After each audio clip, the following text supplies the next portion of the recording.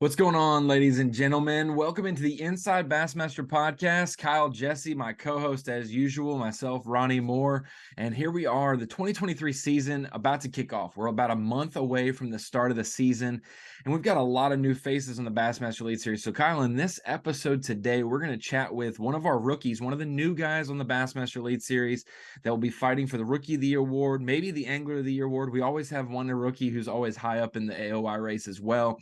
And also looking to make a name for himself. He's really a unique character. All of them are. Every single fisherman has a different background, a different story of where they came from and how they got here. And I'm really looking forward to our guest today, and we'll disclose who he is in just a minute. But we have a great rookie class. We got a great even the newcomers or the old elite guys that are coming in. We got a good group of 14 to 15 diverse backgrounds, and I'm really excited to talk to one of them today. That's the goal of these early 2023 podcasts.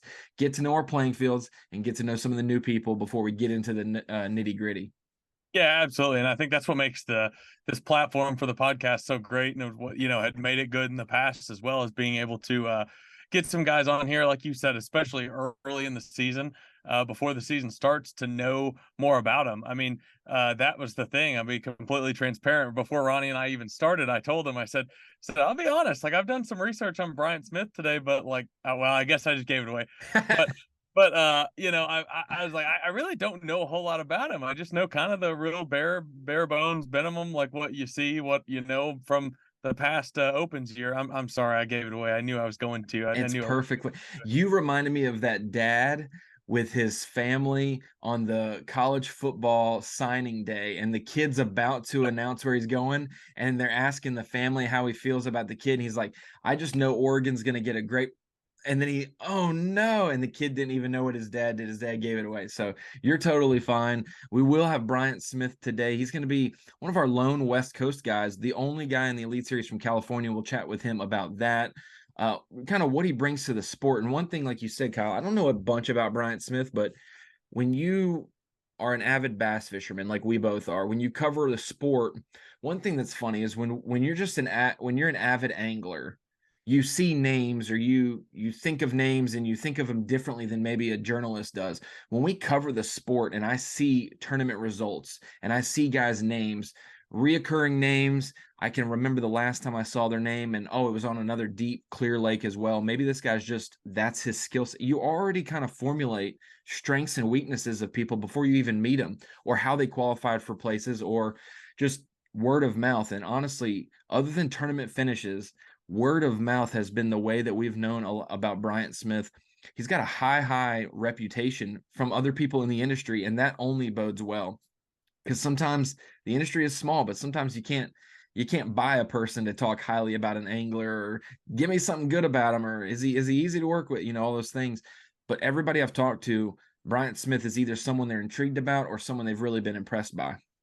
Yeah, no question. And to piggyback off your point too, it's one thing to like talk really highly of your buddy or your best friend, or somebody you're really close to, but it sounds like, I'm sure some of the people we've talked to, they're people that probably not long ago also didn't know a whole lot. And he's obviously made such an impression on so many people so quickly, that's what I'm anxious to get to talk to him, and obviously work with him the rest of the year throughout the Elite Series season. Yeah, and when we were looking at our rookie class, or our group of new guys this year added to the field, you look at it and what is it? 12 guys from the Opens, you have the Nation, and then you have the Legend with Larry Nixon coming in. So you have 14 new anglers. And honestly, there's like 12 states represented. I think Oklahoma with Bradley Hallman and John Suckup, they duplicate. Arkansas with Joey Cifuentes and Larry Nixon duplicate. We've got places like Connecticut, Canada, Tennessee, Alabama. I guess Alabama duplicates with Poche and David Gaston. So we've got like 9 states represented with these guys for 14 anglers, roughly, or something. I just did that terribly. Like 10 states, 11 states represented out of 14. But honestly, we have a diverse group of guys, and California anglers, I don't know what it is, but they seemingly almost always do well in the Elite Series. You think about the names in bass fishing history, the Aaron Martins of the world, Chris Zaldane, guys even like Skeet Reese, Justin Lucas, some of these guys, Mark Daniels Jr., people who went from the West Coast and they moved east to pursue fishing because it's so much more easier. Life becomes easier when your travel distance and your plans aren't crazy. And so I'm interested to see that because the West Coast doesn't have a ton of options when it comes to qualifying for the Bassmaster Elite Series, but we always seem to see a West Coast guy make it through the nation, and go to the Classic or contend in the nation. Maybe they win it and make the elite spot, like Matty Wong, like Randy Pearson, like Cody Holland. There's been so many people that have done that the last couple of years through the nation. But for the opens, it's hard to see a bunch of West Coast guys. So we have a small sample size, but the ones who do make it on the Elite Series, if they're from the West Coast, they don't just make it. They thrive. We've had a couple anglers who've made it recently who are no longer on the Elite Series, but the ones who have made it and have a name for themselves, there's no like, yeah, he's a solid 40th place guy. No, they're going to be a top 20, top 15 perennial guy. And so I'm interested to see where Bryant, I know he hopes to be in that top 15, of course, when it's all said and done. I mean, it's some of the biggest names in the sport in all reality. I mean, in the history of the sport, like you said, I mean, it might not be all guys that are still fishing right this second on the Elite Series, but I mean, if you look at some of the bigger names in the history of the sport, I mean, a lot of them have come from California. But the one thing I'm looking forward to getting to talk to Brian about is the fact that it's kind of a foreign world, in the world of bass fishing for people like us. That's a whole can of worms we can open because I typically let Ronnie get to the fighting on social media with the West Coast anglers and things like that. But it is very I mean, it's really the truth. We just had Bernie Schultz on the podcast and we talked about how Florida is kind of like its own world, how it's kind of different, from everything else. Well, I feel like if you take the West Coast into consideration, it's like that times 10. I mean, you and I may go our whole lives and never fish in California or know what that is like growing up and fishing there. And I'm sure a lot of our audience is like that. So, those guys definitely, like you said, some of those names, I mean, they're wired differently for sure. So it'll be interesting to hear more about that from Bryant and kind of get him to explain that to us a little bit better.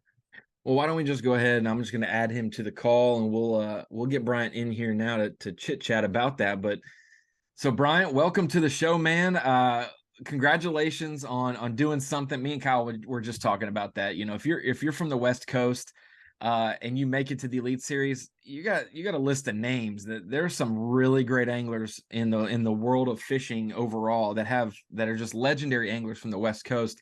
And we were saying Bryant Smith might be the next one to add his name in that list, a couple years down the road. But what is it like, first off, qualifying for the Elite Series? Did you set out with that as a goal when you started in Florida for the first one of the Southerns this year? Absolutely. That was the number one goal. I was fishing another national tournament circuit, and I just wanted to keep the dream alive. So I jumped into the Southerns, and uh, man, to qualify my first try, basically my first try, it's just unreal. I thought it would take a few years, but I always just wanted to keep that the dream alive, and always keep trying to strive to make it to that top level, and to do it last year, man, that was absolutely incredible. And talk about the timing of that too, because I was just noticing, obviously, like Ronnie mentioned, you just fished the Southerns last year. And this is obviously the last year, at least for the foreseeable future, where that's, a possibility of qualifying. So talk about the fortunate, for your sake, I guess, qualifying when you did, and then, what would have been your plan? Have you even thought that far ahead had you not made it? Because, I mean, that really is, pretty crazy timing. Yeah, for sure. And especially coming from the West Coast, if I had to do it this year and fish all 9 of the opens and the EQs, I absolutely would. That being on the Elite Series was always the number one goal. So I would have done whatever I had to do to make that happen. But man, the timing was just unreal to be able to get it done in one region. The year before some rules changed for the better, and to get it done that first try, man, it's kind of like it was meant to be. I had a few tournaments last year. A few things kind of could have gone either way, but they ended up going in my favor, and that's kind of what has to happen, especially if you do only do one region. You can't have a bad day. It's not a, you can have a bad tournament and rebound. You can't even have a bad day if you fished one region. So to have everything kind of go that perfectly was truly, I mean, it was just kind of meant to be, I think. Kyle, I already like this guy because he added that for the better when it came to the Yeah. changes. He's already up a top notch in my book for the opens. But Bryant, let's talk about that real quick. You did fish the National Professional Fishing League, and that's a Mm-hmm. league that started up a few years ago. And it was kind of a league that was going to be, I guess, considered a top level league, but in between, it was a way with the changes in the industry, people who were getting, relegated away from other leagues, and they didn't want to live where they were living, so they moved to a different neighborhood. And then it provided an opportunity for people who were wanting to make that step up to make that deal. And then so how did you first get involved with the national touring circuit? Like Kyle and I said, the only way we know you is from following the NPFL, and then also word of mouth from Luke Duncan, who spoke highly of you. And so since he carries, part of our job requirements for what we do at Bass, I said, well, he's not a bad person. He's fun to be around, and he's a good talker, because that's the only thing we aspire. Like, we need that, and we can work with you. So tell me how you got involved with a national touring level from the West Coast, because there's probably not many that decided to hop on and try that. Yeah, there's actually a good buddy of mine, Jake Boomer. I had heard, I guess we'll go back to the kind of the beginning. I had heard about it when they first started, and, it kind of piqued my interest, but I never, my goal was always the elite. So it kind of went on the back burner for me. And then a few months later, my good buddy Jake Boomer actually called me out of the blue, and he was like, "Hey, you got any interest in fishing the National Professional Fishing League?" And I was like, I haven't thought about that in 3 months, but let me think about it a little bit. He basically told me, if you want to do it, I'll do it with you. And having a travel partner like that is huge. Traveling across the country, kind of learning how to do all that. And we ended up doing it, just kind of taking a chance on those guys. It really, I hate to call it a stepping stone, because it was such a great experience, and it was somewhere that I would be totally fine with. If that was where I was meant to be, I'd be totally fine with it. But that whole experience really, especially coming from the West Coast, it taught me a lot about fishing and traveling on the East Coast. It's something not a lot of guys talk about, but the whole travel aspect of it, um, going to these lakes you've never been for, pre-practicing, practicing, doing all this stuff, even just getting acquainted with the local town, like where everything is. That's all a part of a process that you really kind of have to learn how to do, especially from being from the West Coast. And then on top of that, you have to learn how to fly in a plane a lot, because taking it back and forth just isn't an option. So you end up meeting a lot of great people who are offer their house, offer to keep your boat, store it for the month, give you a ride to the airport, all that whole thing. And that whole kind of process I learned throughout fishing the NPFL these past 2 years, and it's something that I'm going to use. That kind of comfort level with traveling is something I'm going to use, and it's important for me going into this season. Yeah, I mean, that's a good point. I mean, really, when you think about it, how lost you could have been without those experiences. Jumping into the Elite Series, basically, the highest end there is, and not having those experiences. So that's a really good point. But one thing I wanted to ask you about, just trying to get to know you better. I know we're going to have a lot of different questions about the West Coast and California. That's a lot of the stuff I really am personally wanting to know more about. But growing up, like, what got you into bass fishing? Who are some of your fishing heroes? Like, what was your experience like, growing up fishing, and who are some of the people that inspired you the most? It all started kind of with my dad. He would just take me to the local lakes, and we have a lot of planted trout in a lot of the smaller lakes around my house. I grew up in the Bay Area, and we would just kind of go and see if we can catch a few fish here and there. And then after a while, I actually found a Bass Pro Shop catalog in my grandfather's wood shop, and I was just kind of flipping through it, and the whole bass fishing section of that really caught my eye, and kind of it just snowballed after there. I wanted to really just know everything about bass fishing that I possibly could. I would wake up every morning. I'd go watch Hank Parker, Bill Dance, Roland Martin on TV. We didn't have the YouTube, we didn't have all the internet stuff, so I had to do it the old-fashioned way on TV, and read Bassmaster magazine, all that good stuff, and just kind of just start to gain knowledge on that. But man, it really started with my dad. He really kind of nurtured that love for being in the outdoors, fishing, and and now here we are. Now it's 31 years later, man. We're here, and it hasn't gone away. That was probably the coolest thing he's really ever done for me. He's just really built that love for the outdoors and for bass fishing, and I really do owe it all for him. So he's kind of like, in a roundabout way, he is the hero of my bass fishing career. See, I thought he was going to say, Kyle, he went out trout fishing one day in California and a 10-pounder ate his trout. And he knew I wanted to fish I don't want to fish for the trout. I want to fish for what eats the trout. Trout eaters. He got into the Huddlestons and all the stuff right off the bat. Oh man, that wasn't even around when I was fishing all that stuff. I can't even imagine what that would have been like if I had that before everybody else. Goodness gracious. So you're relatively young. Would you say 31 years old, or is that 31? Yeah. Okay, 31. Yep. Well, I feel like I'm 29, about to be 30 this summer, and I would be 31 by the time I got a beard that looked like that. So I sometimes feel younger than I am just because I can't grow facial hair. But I wanted to mention that too. Obviously, he threw in like a back in my day. We didn't have the YouTube stuff. Like, wait, how older than we are?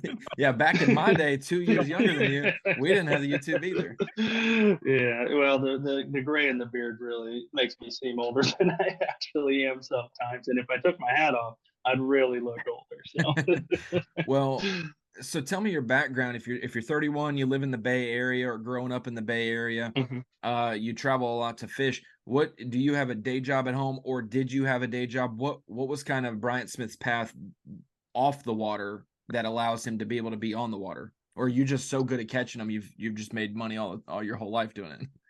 I've made enough to kind of just keep the dream alive is what it kind of boiled down to. I didn't like, I guess it really started with my parents. They really, helped me out earlier in my career starting out. And as long as I went to college, be it was a junior college, but as long as I went and started getting my education, we could keep the bass fishing thing alive. And I would just kind of every year make enough money to keep the ball rolling into the next season, fishing the local stuff, fishing, the local pro-ams and team tournaments around my house.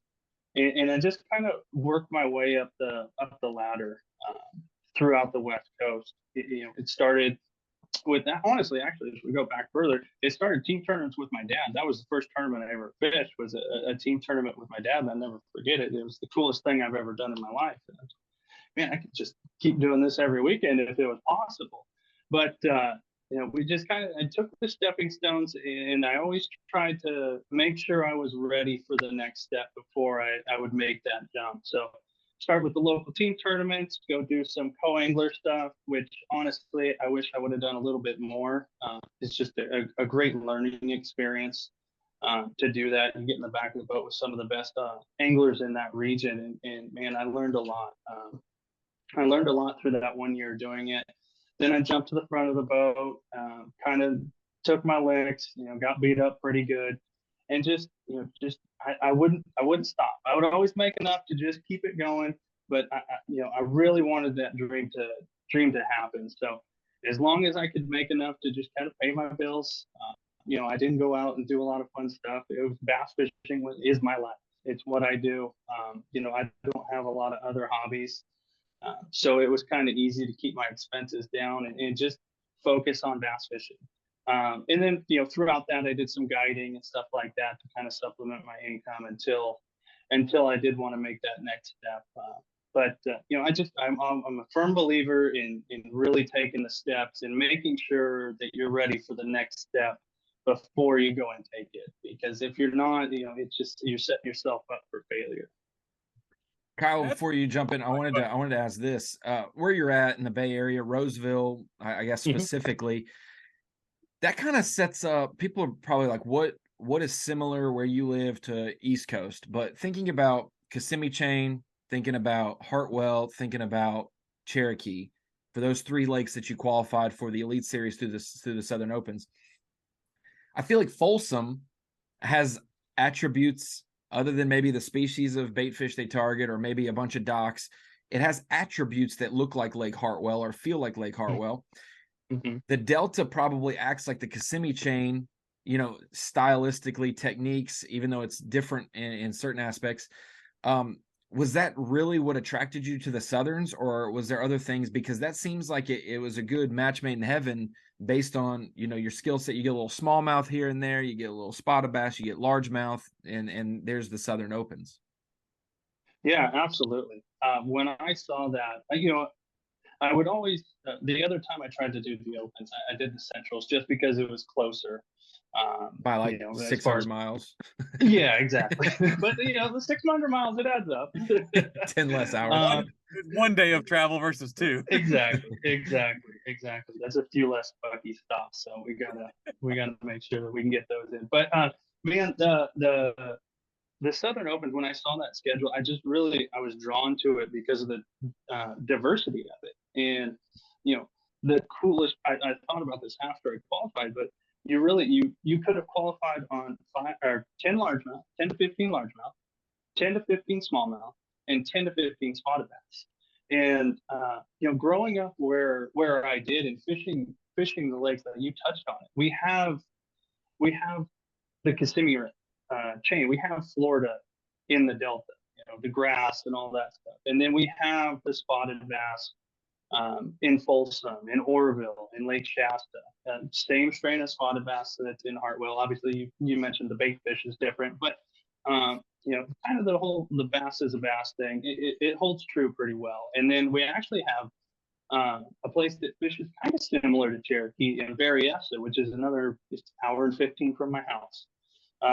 So I've always said it, the West Coast really does breed versatility with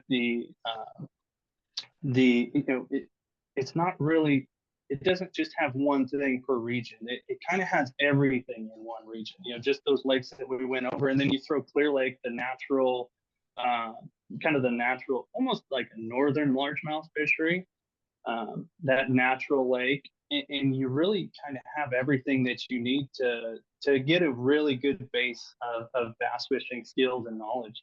And I took that to those Southern Opens, and I felt comfortable in every situation that I was in.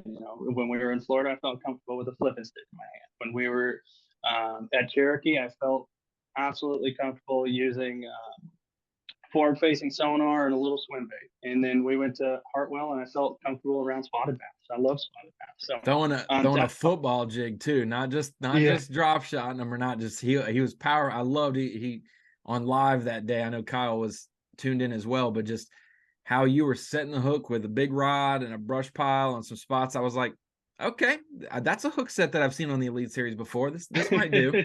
And then you ended up, I think you moved up to second that day on the final day. Yeah, that was really cool. But man, it's just that comfort level that I have coming from the West Coast, fishing so many different ways throughout my whole life. It was a huge reason why I did qualify through that Southern region. It's interesting too, because one thing I feel like I've heard basically my whole life from guys that are from Alabama is like, there's obviously a ton of pros from Alabama, and it's like the diversity of the lakes. And I feel like that might be something, in California that a lot of people overlook, because a lot of people like myself have never fished in California and the West Coast in general. So you don't really realize that there are, there's a lot of diversity there. It's not just deep, clear water finesse fishing like it's not like what people view like fishing in Japan is or anything. I mean, it's like Mhm. there's diversity there, and being able to be well-rounded obviously has helped you get to this point, I imagine. But on that train of thought, I'm just curious, like if you had to say, and it sounds like obviously you're well-rounded, but if you had to say like what's your strength or what's like your preferred tournament, like if you were to say like this is the way the tournament's setting up and this is like that's what I'm looking for, maybe give us a little bit of insight of which tournaments we should pick you in fantasy fishing this year as Yeah, well. that'd be very helpful. Yeah, man, I hate to say it because it's gonna set me up for the first tournament, but flipping grass, punching grass, that's my favorite way to fish. But I won't say that's my strengths because I'd rather say my strength was versatility. You know, Sure. I'm gonna keep coming back to it, but growing up on the West Coast, man, you have, especially this, kind of succeed in tournament fishing, you got to be as comfortable with 6 pound test as you are with 65 pound braid, or else you're gonna fall. The wheels are gonna fall off throughout the season, especially in a traveling circuit. You just can't compete out here if you aren't comfortable with everything. But if I had to pick one technique, absolutely, it's the big line, the big rod, the big weight, and punching through mats, man. That's when I'm having my most fun. Absolutely. Kyle, I felt like Bryant was in a job interview right there, and they said, "What's one of your weaknesses?" And he said, "Working too hard." Like versatility is something that everybody hopes to be or wants to be, and at times we see guys who are very versatile end up never, necessarily winning events. You see those guys who are so consistent or so this or so that, and you wait, Brandon Lester, so versatile, so consistent, finally breaks through and has a big, big year this year. I mean, me and Such were counting it up. I think he hit like $315,000 because he won two events this year, one pro league and one AAA tournament and was so consistent. But guys like Gerald Swindle hadn't put it together in an elite event for 4 days because it gets you cuts and it gets you to the final day, but you're normally just behind those guys who are Greg Hackney, who is versatile, but boy, does he lean in on his strengths a whole lot more than that. And so is that something that you've learned over these last 2 years of fishing the NPFL? You guys went to a variety of places as well, some places that hadn't had a lot of tournament coverage. Did you find yourself leaning into what you do best? Yeah, I did a lot of that. That last part, I did a lot of kind of figuring it out on the fly because as much as the saying is a bass, no matter where it is in the country, there are a lot of differences, and there's some things that you have to pick up that I've never had to deal with on the West Coast. We fished some ledge, we fished Pickwick, and I've never ledge fished before. That was a whole different deal. You bring I your fished boxing current gloves fish. for that? You bring boxing gloves Exactly, for that one? exactly. Yeah, and getting in a crowd, that's not me at all. But we had a ledge deal, and I had to learn. I've really never really graphed for fish like that before in my life. We don't really do that on the West Coast, and I knew I was going to be in for it if I didn't really learn how to do that. So I ended up spending a few extra days pre-practicing, figuring out what a bass looks like on side imaging, what a school looks like, all that stuff. That's how green I was to that whole deal. I really had to start from the beginning and kind of learn that whole deal from the ground up. Another thing was northern smallmouth. Those we had an event on Erie this year, and the fishing's crazy.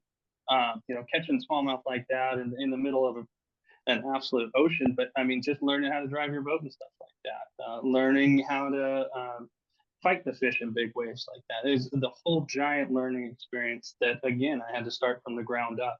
And what I attribute a lot of my success to is actually going to these places before official practice, before the cutoff, and not so much. I'm never trying to find the fish.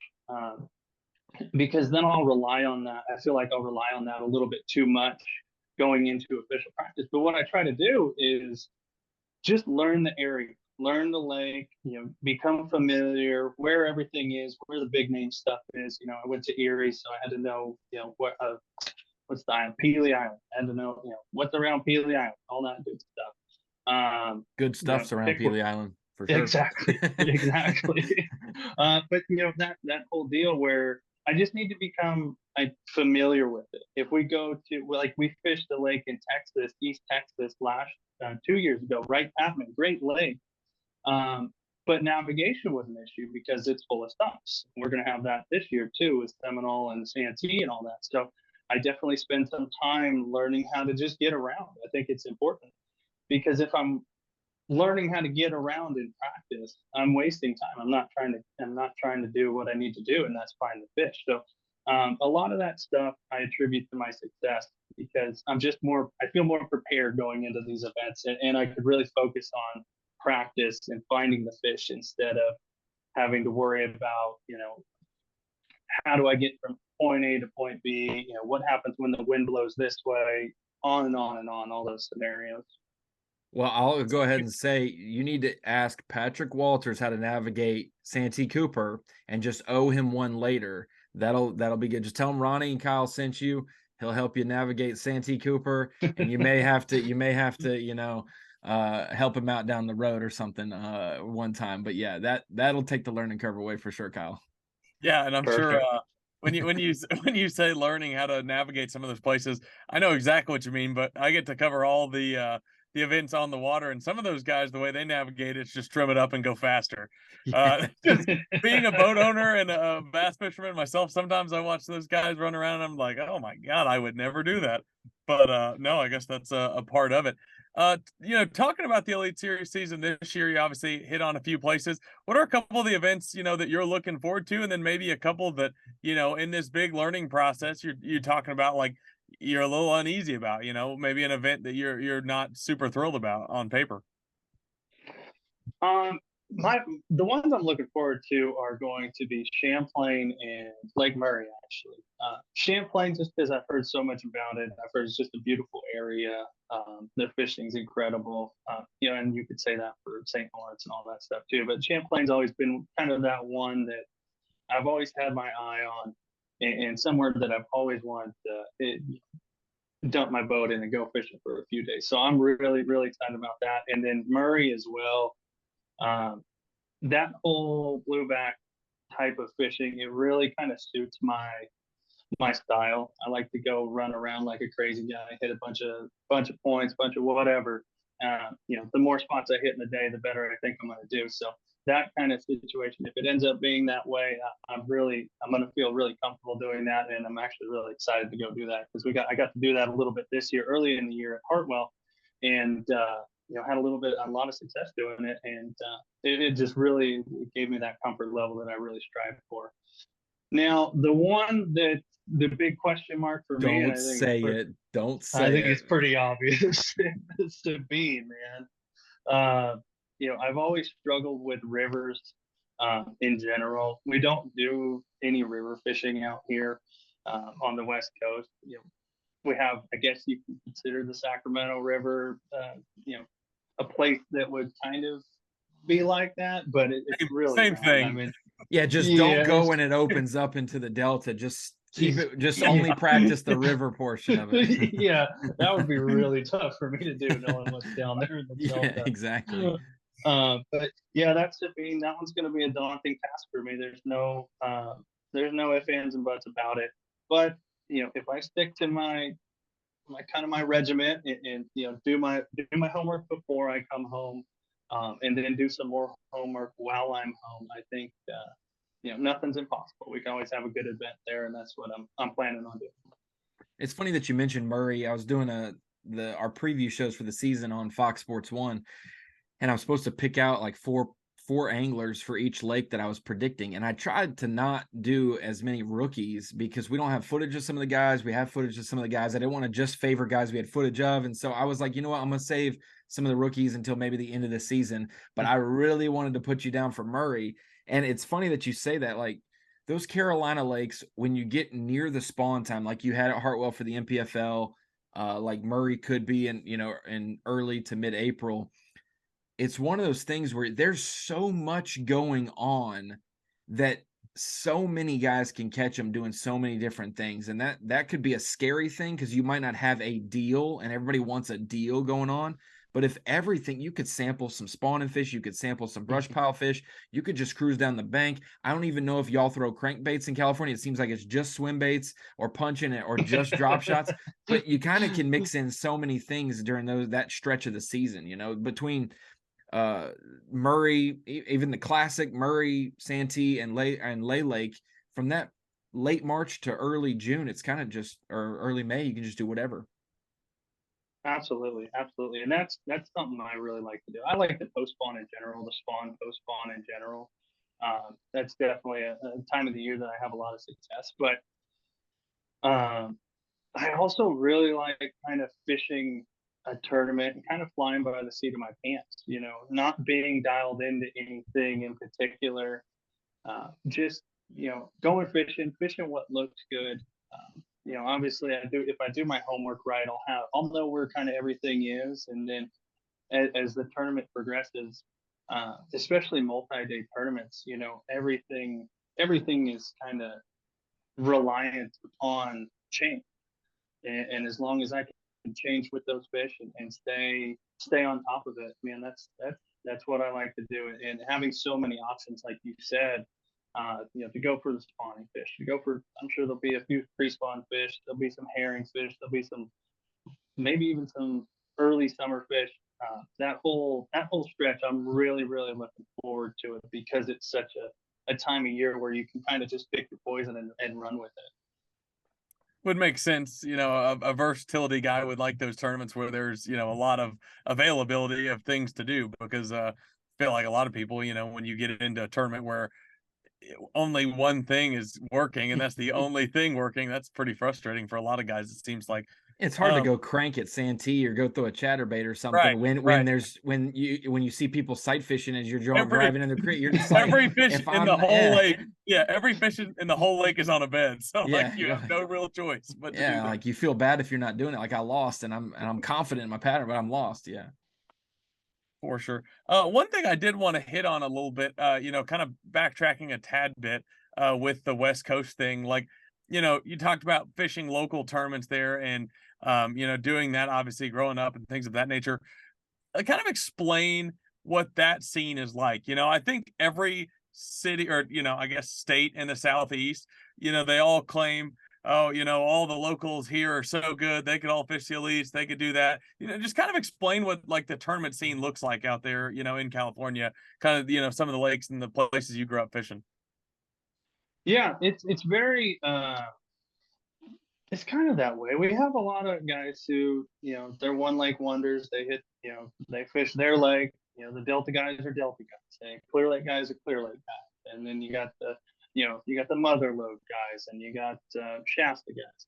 But you have a lot of guys that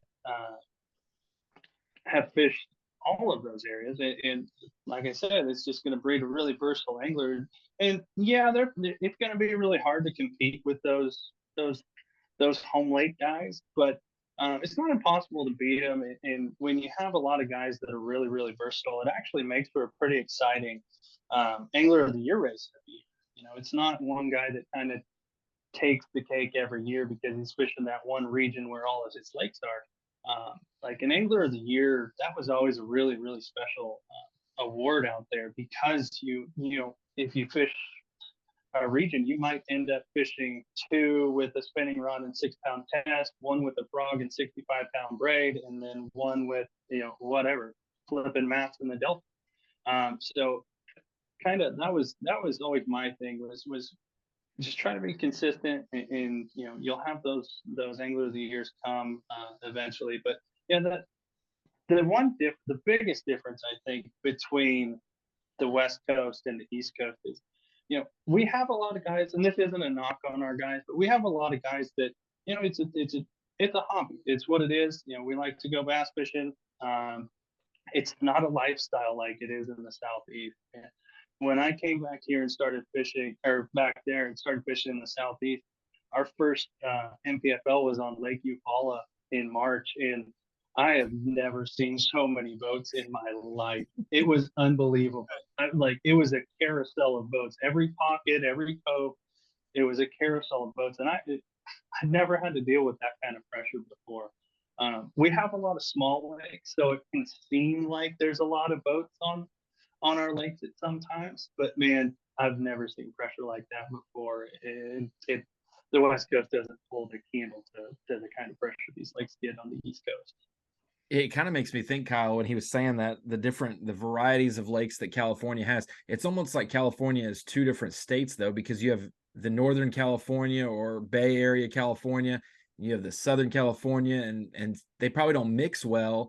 And that's why with the Bass Nation, you get guys from Oregon, Washington, Arizona, like all fishing the same regionals.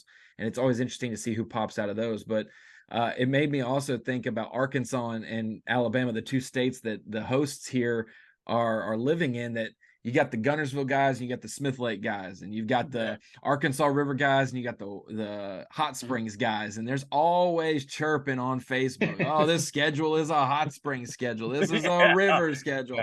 Man, they're afraid to tie on a swim jig, they're afraid to tie on a drop shot. You know, you always see all these different things, but it's good to know that California has those same things. On that same train of thought, though, Bryant, it's something, it's not the elephant in the room, but at Bassmaster, you know, we've been to the West Coast. I mean, we were, you know, one of the first, if not the only professional league that really dedicated pro level tournaments to the West Coast. We'd have a West Coast swing, and they're memorable. You know, we'd have the 06, 08, or 07, 08, you know, 12, 15, all these different years that we've gone to the West Coast for a few events.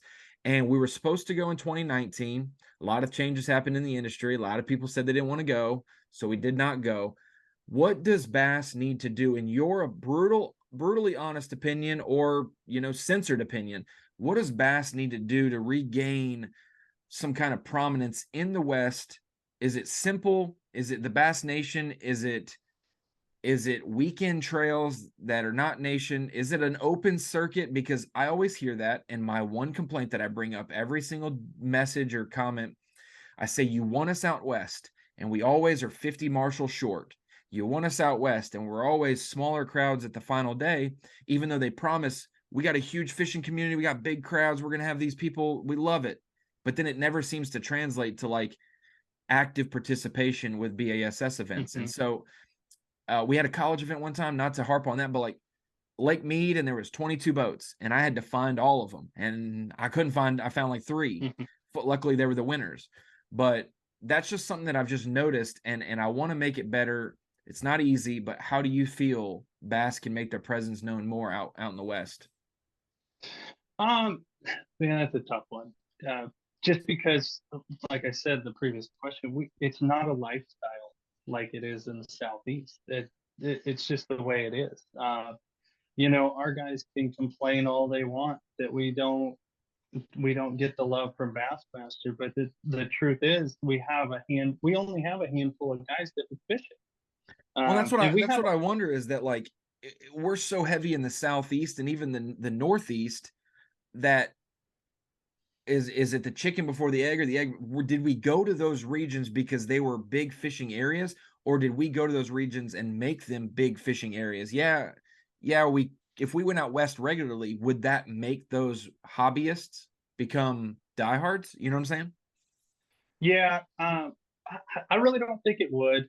We just don't have the population of anglers out here. That's the truth of it.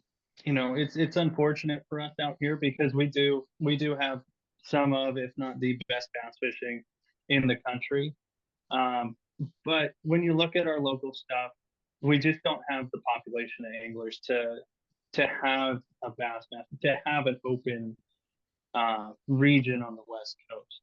What I would love to see is the elites visit it every 4 or 5 years, just to show off the West Coast, because we love Bassmaster. We have some of the best crowds when we go out to the weigh-ins on Bassmaster. I remember going to the weigh-ins when they were at the out of Stockton and out of Clear Lake. You know, I was at those weigh-ins, and it was awesome. It was electric. It was so cool to have that option. You know, have Bassmaster come there and show off some of the best places that there are to fish in the country. World. But you know, I don't ever see an open schedule coming out here. I don't see a reason why they would, unless something drastically changes on the West Coast. And I can't knock Bassmaster for that. Would I have loved to have had a Western swing in the Opens or Western region in the Open? Absolutely. It'd make it way easier to get on the elites. But we just don't have the population. That's all it is. We still have some of the best. I wish we could scrunch the map up and Mm-hmm. make like Oklahoma touch, Nevada a lot, like it seems like there's lakes that, and once you get west of Oklahoma, it's California, and that's a day. But I just wondered that, because that's a true thing. We planned to do it in 2019. We had the mass exodus, and we didn't want to go ahead and, hey, welcome to the pros, we're going to go out west. But and then we've had obviously some crazy things since 2020 in terms of economy and gas prices and restrictions in the world in terms of where we can even go outside and do things. And so hopefully over the next few years that changes and that can get better. But that was a genuine deal. And I said one way that we could make a Western swing happen, and Kyle and I have talked about it, is if you do 3, maybe a third of our season. But my way of approaching this is maybe we start and we do the first 2, it could be Clear Lake, it could be Delta, it could be Havasu, and then we make our way east. Like we start as far west as we can get, and we make our way towards the east. We have a classic, kind of separating the season, and then we do 6 more. I would not want to make you guys go up north, even though smallmouth are so fun, because that's a west and a north trip. But at least a third of the season can maybe do that. 3 events in 4 weeks, something like that. But logistically, we'd have to have y'all over there for an extended period of time to make it worthwhile. We don't need guys fishing 4 days, missing both cuts, and they fished 4 days in California and come home. Absolutely. I'd hope to see that one day, because, like I said, we do have some of the best fishing in the world. Clear Lake is phenomenal. You've seen it on the old. I mean, it's that record. Is it still good? Is it still as good as it was in 07, 10? They're not as big as they used to be, but there's still just as many 3 to 5 pounders as there. I'd say there's as many 3 to 5 pounders in that lake, like per acre, I guess is how you would measure it. I'd put that up against any other lake in the country. It is really good. It's a little bit on a downturn right now, but we're getting a lot of rain. And I think that's really going to help that lake out, because it's just been so low with the drought conditions. But we got that. We got Shasta, which is actually one of my favorite places to fish in the world. It's not uncommon to catch 5 to 7 pound spotted bass out of there.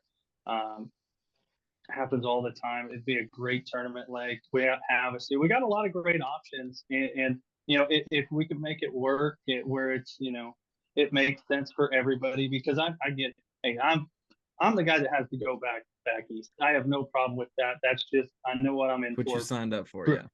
Yeah, I know what I'm signed up for. But having everybody come out west, I know it's a big task, and I'd like to have it to where guys would actually want to come. So if we can make that work, that's awesome. I'm obviously a big advocate for it. I like your idea starting out on the West Coast. It really showcased some great places, but got to do it right for sure. Got to make sure that everybody's, on board with it. Hey, we could make one of them. Maybe you can help us do this. Maybe we'll have an elite event where nobody has to bring their own boat, and we can all fly in and just get the boats that they allow you to take at Bullard's Bar, and we could just have a derby there. I'm down for that. Save on travel. Everybody gets 3 rods, whatever. But no, Kyle, do you have any? Go ahead. We could rent a couple houseboats, and we can just have like 10 elite guys per houseboat and just see what happens. Just let the cameras roll. That's it. Everybody just got their portable live scopes on like the side of the boat, like a charter boat, just out there scanning around. What could possibly go wrong? You'd have 10 guys fighting over the trolling motors. Yeah, exactly. Well, Brian, I had one more question. Talking about this season coming up, I think everybody does this, and some people, might set them really high. Some people might, set them as, I at least just want to do this. But like, what are some of your goals for the season that you've set out, early on? My number one goal is to make a classic. That's like That is absolutely number one. It's crazy to even think that I have an opportunity to do that. It's like that's how it's just crazy that I'm able to fish for a classic first. That's my number one goal. That's my dream. I just want to go do that at least once, hopefully a bunch of times. But the minimum goal this year, yeah, is make the classic. And I know that's a really really tough goal too. But if you didn't have goals, then why would you be fishing? So that one's definitely number one. Obviously everybody's gonna say they want to win one. They want to win Rookie of the Year. They want to win Angler of the Year. All that stuff. I just let that stuff come if it comes. But if I'm consistent and I try to use my strengths and versatility and stuff like that, I really do think I can make the classic, and that would definitely, I'd be tickled if I could make that happen. I've I was heard gonna that st- tournament's pretty cool. I've heard a good thing or two about the classic, so that'd be Yeah, Yeah. right. Speaking of the classic, are you going to be in Knoxville as, I guess, a spectator of it? You almost got to be a participant coming from behind at Hartwell, and finished in second. But will you be there to represent? And also, do you have a base of sponsors and connections? I see your shirt and your hat and stuff. Is there a base that you've been able to sell yourself to over the last few years with the travel and schedule, and now that you're like, hey, you took a risk on me, and now look, we're on the elites, hello, kind of thing? Yeah, absolutely. I'll be at the classic. I wouldn't miss it. I actually went to my first classic 3 years ago, the one in Texas, Ray Roberts, yeah. Fort Worth. Yeah, I went to that one, and man, that was something where I never want to miss that again. Like I always want to be at the classic. I'd love to be fishing it, but but yeah, just being at the classic and working with all these new sponsors that have kind of come on board and started to work with me over the past few years. I want to represent them as best I can, and there's no better place to do that than at the classic. So absolutely, I'll be there. I'll be in the striking booth, be in the Lowrance booth. I'll be over there with Ranger. We'll be working everywhere because man, they really did, like you said, they really did take a chance on me, and to actually make it. I owe a ton to all the support. We can't, no, none of us can do this without the support. So you got to show some love back to them and help them out too. Well, Kyle, we had a rather unknown rookie that had some immediate success in the opens that had a Strike King logo on his shirt and jersey as well last year, and he ended up breaking the smallmouth record, 100 pounds there. Jay Shakirat. So maybe Strike King's got their thumb on some great unknowns at the far reaches north and west of our country. But Bryant, man, I appreciate you coming on the podcast. I heard so many great things from you, and I said, it's either you notice people in tournament standings or you notice them through reputation, and we had heard nothing but great things. And I got so many DMs that were not hateful; they were positive from West Coasters. They said, "You're gonna love Bryant Smith," and I was waiting, I was waiting for some hate, and they were like, "You're gonna love Bryant Smith." So I'm super glad you're on the Elite Series. It's going to be a fun year. I guess you got to make some friends and find some roommates. You got a couple familiar faces you'll be around, but do you plan to try to hook up with a few as roommates, or do you camp when you're out on the road? Do you just go loner in a hotel? What's the deal? Yeah, I got a few buddies that I've gotten to know over the past few years. So if it works out, we'll absolutely maybe rent a house, whatever it may be. But as of right now, yeah, I'm a camper. I got a little setup in the back of my truck. I sleep in my truck.